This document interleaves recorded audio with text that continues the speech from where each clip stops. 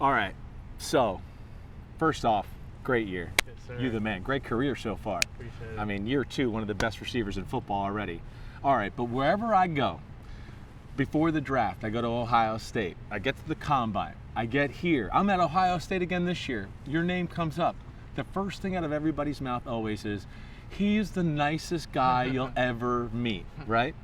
So, what's up with you? You're supposed to be a diva, I want the ball receiver. What is this attitude you're bringing to the NFL? Yeah, I mean, football is the ultimate team game, and it's taught me a lot about life and stuff like that, and we need each other, and I just love my teammates. You know, I have a special bond with a lot of my teammates, and we're close friends, and they know that I love this sport, and I'll do anything for them and anything to win. So, you know, when you have surrounded by great guys, it's easy for us. I played with like Brandon Marshall, Joey Galloway. Mm-hmm. They at time I was open. Why didn't you throw me the ball? Yeah.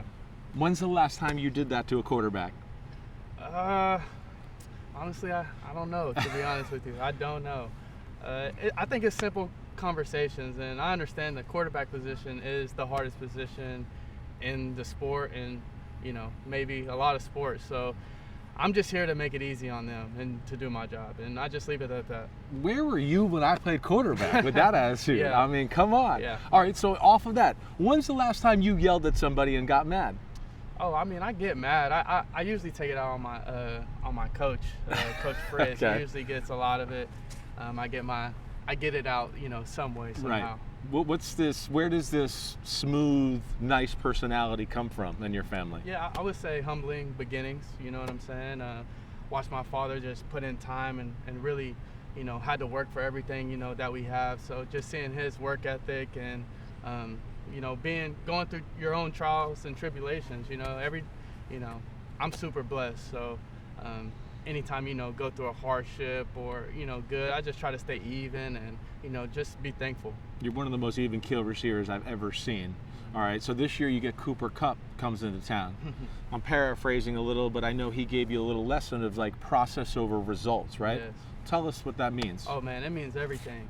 It means everything, and I kind of felt that way, but I didn't really have the words for it. And you know, once he said, you know, process over results, it kind of just clicked with me. Like, you know, that's what it's about. You know, it's about the journey, it's about the process, and you know, he always says you can't be a slave to the result. You know what I'm saying? I don't want anything to control me. I want to control my emotions and control what I can control, and you know, I can control the process and you know what I put in every single day, and you know how I go about my days. So it crossed over the lines of football. You kind of took this into life too. Oh, 1,000%. You know, I've been playing this sport since I was 3 years old, so you know, football has taught me, you know, a lot about life. Right. All right. So your quarterback, Sam Darnold, right? Here, you take the ball. Mm-hmm. You're the man. You got the better hands, anyways.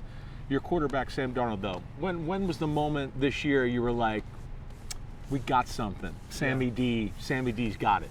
Oof, man. You know, I want to say all the way up, you know, all the way in training camp, you know, going against our defense and just really him throwing me passes that, you know, I haven't, you know, caught, like the timing just really being there very early. And I knew it was something special then. And before the season, he asked me like, what do we need to work on and stuff like that? Like, how do you feel about things? And, you know, I'm a young player, but I told him I love where we're at right now. Honestly, like, we know we have to put in more work, and you know that time has come. But, you know, before the season, I was like, hey, I love the spot we're in, and like, I honestly felt like, you know, we're the best duo, you know, then, and you know, it's just awesome to show that, you know, throughout the season. Yeah, he's easy to like, right? Easy to be comfortable with. Definitely. All right, year 2, you lead the NFL in receiving, right? Which is amazing. Mm-hmm. What's your best attribute as a wide receiver? Is getting open an attribute? It is. Okay. Yeah, separation, I no would doubt. say that, route running, you know, getting open, you know. I said this before I got drafted, you know, I can find the zone, and I can beat my man. So, you know, however you want to take that. That's a double whammy. Exactly. You got the brains to read the coverage, and you got the skills to separate. Exactly. Give me your number one rule for being a good route runner in the NFL. Number one rule, you have to be a great salesman. You know, there's something you're always selling, you know. Double moves, triple moves sometimes. I'm selling something, and, you know, that gets, you know, the quarterback on their toes. Play and the not, play the with their mind game, mind, play right. some chess. You know, I just got into chess this year, and maybe that's been helping me out Lean a them little one bit. way because you've done it a few times, and then Exactly. boom, break it off the other way. Exactly. Yeah, you're Exactly. the master at that. All right, the hands. First off, let me see your hands because I just want to They're see not it. big, No, huh? they're not real big, but Yeah. damn, they're good. Yeah. What's the secret? You got any The like cool secret? drills that you do, or was something as you were growing up? I mean, give it all to me here. The secret is the eyes. You know, I feel like I have great eyes. Ah. I feel like I can see real well, see the ball real well. You know, see where I need to put my hands. You know, that's what I think about. Where do I need to put my hands when the ball's approaching me? So I would have to. I'm thankful for the eyesight, really. I hear that. I hear eyes are important. People look over that for athletes. All right, so off of that, now we talk about growing up, wide receivers. Mm-hmm. Who was the receiver when you were growing up, or you were like, wow? Wow.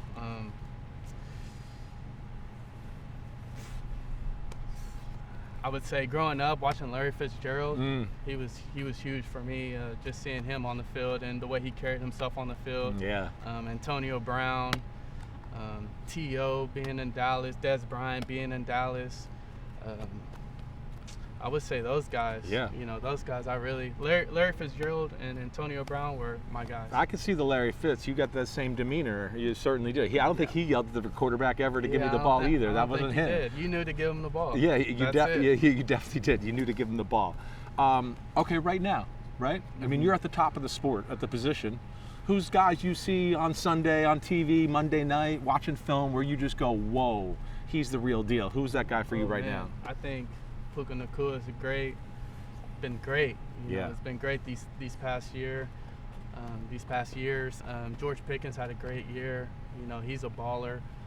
C.D. Lamb as well in Dallas.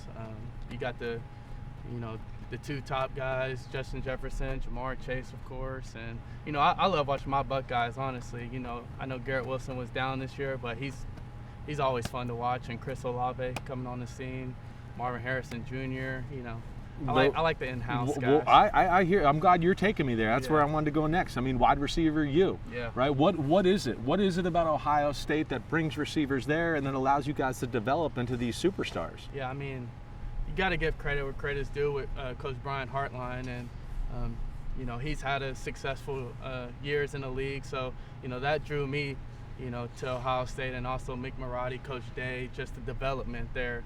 They preach development, and you can see it all throughout the league, you know, with all the players and stuff like that coming through Ohio State.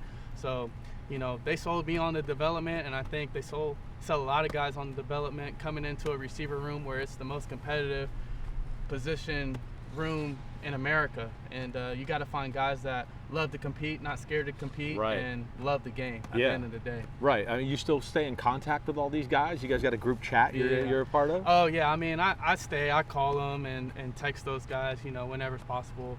I know in the season we're locked in and stuff. Try to see them, you know, here and there in the off season, but I love those guys, each and every one of them. You haven't put Carnell Tate in the text yet, Oh, or he's Jeremiah coming soon. Smith? They're coming soon? Those guys are coming soon. They're allowed in the club? Yeah, they're definitely allowed in the club, for sure. All right, off of that, I want to, you personally, right, tell me about your family's connection to Sierra Leone.